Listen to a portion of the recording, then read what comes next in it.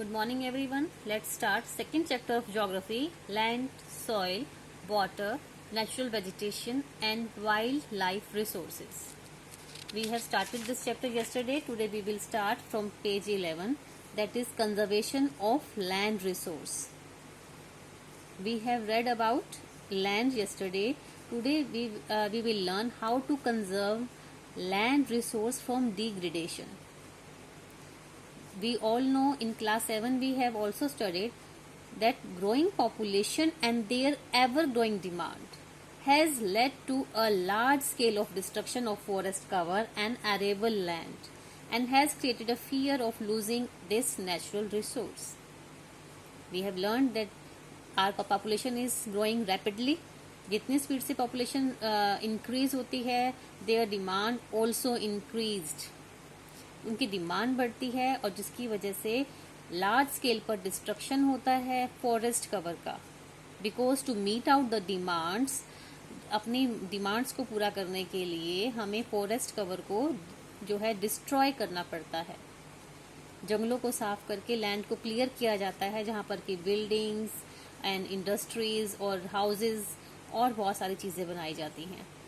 And arable land का भी नुकसान होता है, that is agricultural land, the land that is used for cultivation and has created a fear of losing this natural resource. So because of this growing population and their demand there is a fear कि कहीं हम इस land resource को खो ना दें. Now what should we do? We should conserve it. How we should conserve it? We will learn. Therefore, the present rate of degradation of land must be checked. तो आज की डेट में जितनी speed से लैंड डिग्रेड हो रही है उसको रोकना बहुत जरूरी है. And what are the methods? First, afforestation, land reclamation, regulated use of chemical pesticides and fertilizers and checks on overgrazing are some of the common methods used to conserve land resources. It can be your internal question. What are the common methods that are used to conserve land resources? That is afforestation, जंगल बनाना, मतलब कि deforestation नहीं करना, जंगलों को काटना नहीं, पेड़ लगाओ ज़्यादा से ज़्यादा. लैंड रिक्लामेशन होता है, लैंड फॉर्म करो. हाउ लैंड फॉर्मेशन कैसे होता है? जो समुद्र होता है उसके किनारे पर मिट्टी डालकर हम लोग जो है लैंड फॉर्म करते हैं, बनाते हैं land. Regulated use of chemical pesticides and fertilisers, और जो हम अपने एग्रीकल्चरल लैंड में केमिकल्स एंड फर्टिलाइजर्स को यूज करते हैं उसके यूज को रेगुलेट करना.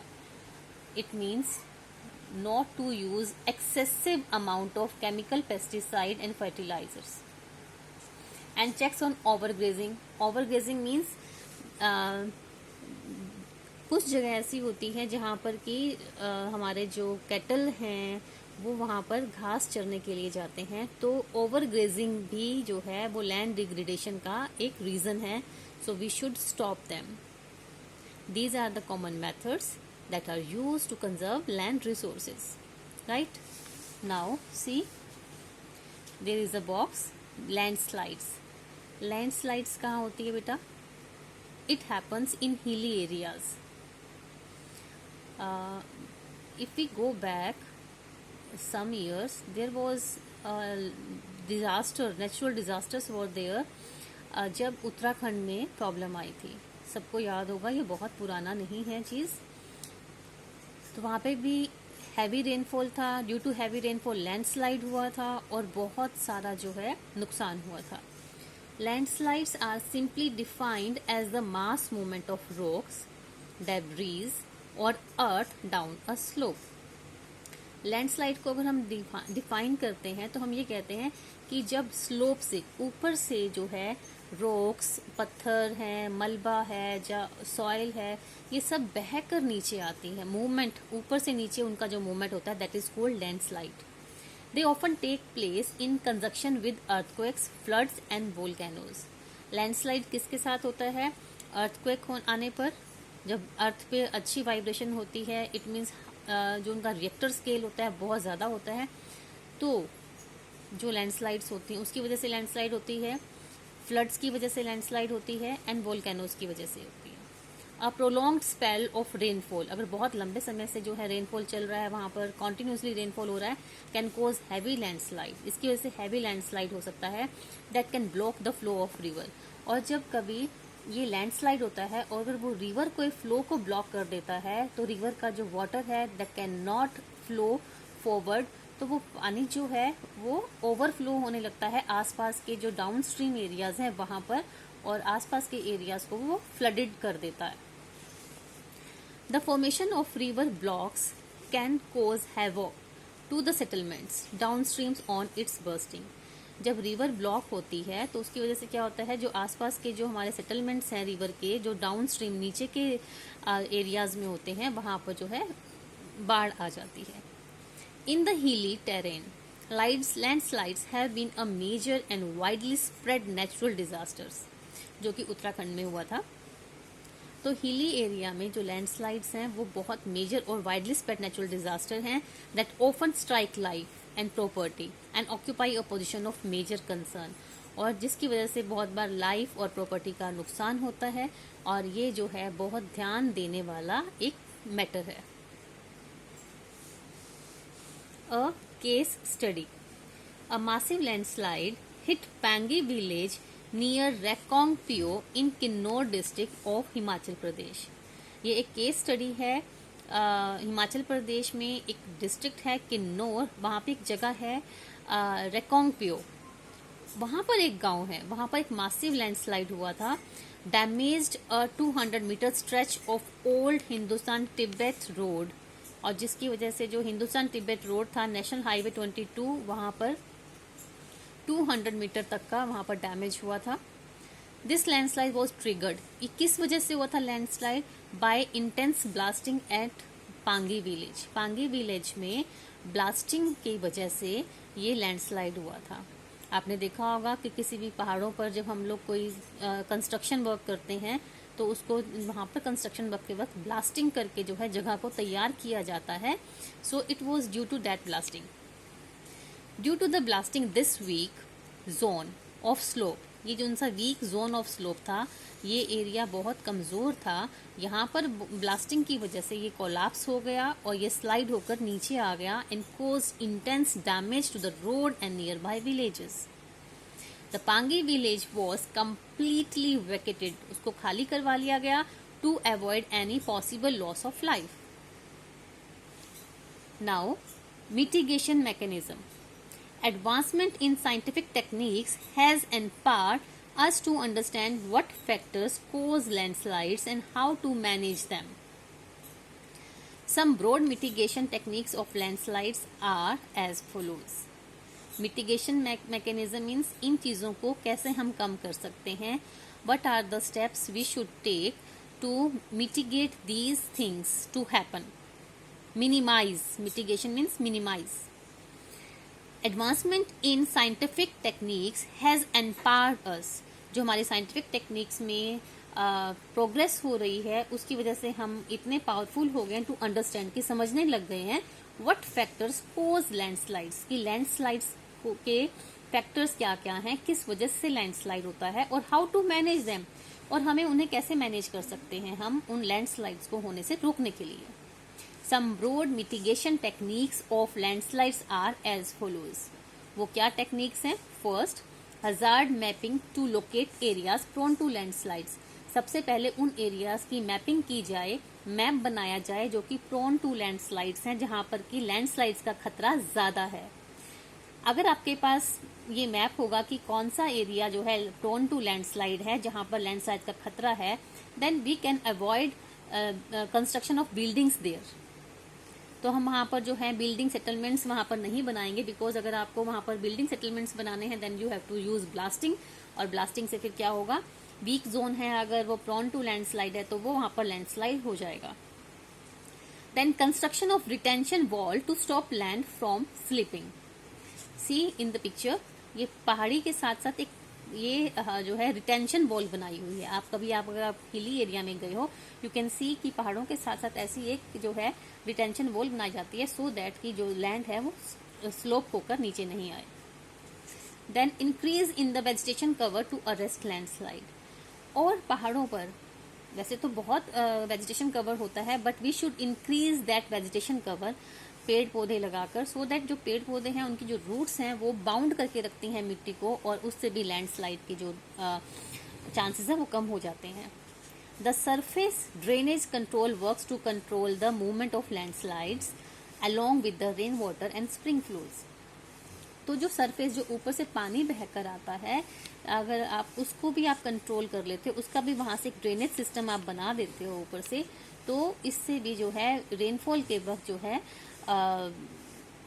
ये लैंडस्लाइड्स को हम रोक सकते हैं।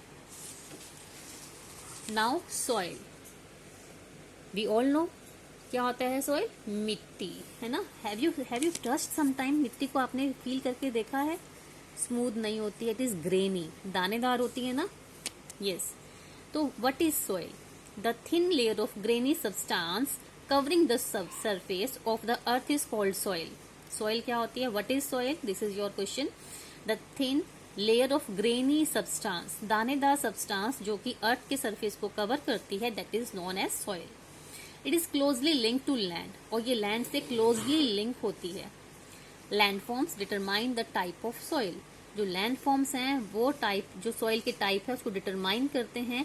We all know there are different kinds of soil, हमने पढ़ा है black soil, alluvial soil, so there are different type of soil. It is determined by the landforms. Soil is made up of, अब आता है आपका question कि soil किस चीज से बनी होती है। Then soil is made up of organic matter, mineral and weather rocks found on the earth. Organic matters, minerals और वो जो रॉक्स होती हैं उनके जो छोटे छोटे वो टूट जाते हैं जो अर्थ पर मिलते हैं, that they together make soil. This happens through the process of withering, और ये जो है प्रोसेस है ये विदरिंग के जरिए होता है, जब सब कुछ टूटता है उसके बाद होता है। And the right mix of minerals and organic matter makes the soil fertile, और एक वो मिट्टी फर्टाइल होती है जहां पर right amount of minerals and organic matters mixed होते हैं, right. See what do you mean by withering?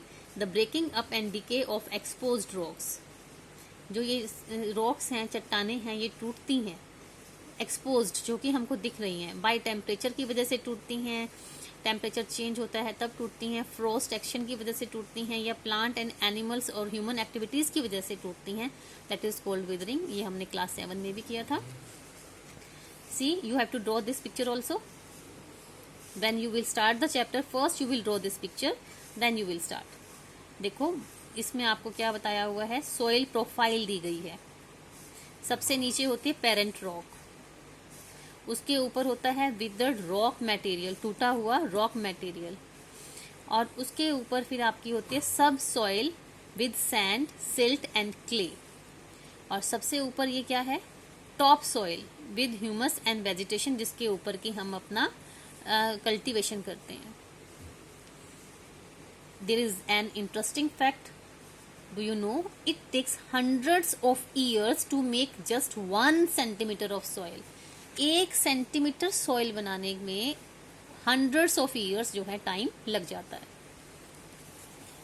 So factors of soil formation, soil formation के फैक्टर्स कौन कौन से हैं ये हमने पिक्चर्स में बताया है। Parent rock with rock material, sub soil with sand, silt and clay, top soil with humus and vegetation. See here, all these things are here. Factors of soil formation, the major factors of soil formation are the nature of the parent rock, कि parent rock की nature क्या है, और climatic factors क्या है। This can be your question. Name the factors of soil formation. So there are so many factors. First is nature of parent rock, then climatic factors, और दूसरे factors कौन कौन से हैं, topography, role of organic material, and time taken for composition of soil formation. All these differ from place to place, और place to place ये सब चीजें अलग अलग होती हैं। सी, सॉइल, सॉइल बनाने के लिए इतने सारे फैक्टर्स ने काम किया, parent rock, climate, relief, flora, fauna and microorganism, and then time. Parent rock determines color, texture, chemical properties, mineral content and permeability. Climate में क्या आता है? Temperature, rainfall influence, rate of withering and humus. Relief में आता है altitude. Altitude is the height from the sea level. And slope determine accumulation of soil.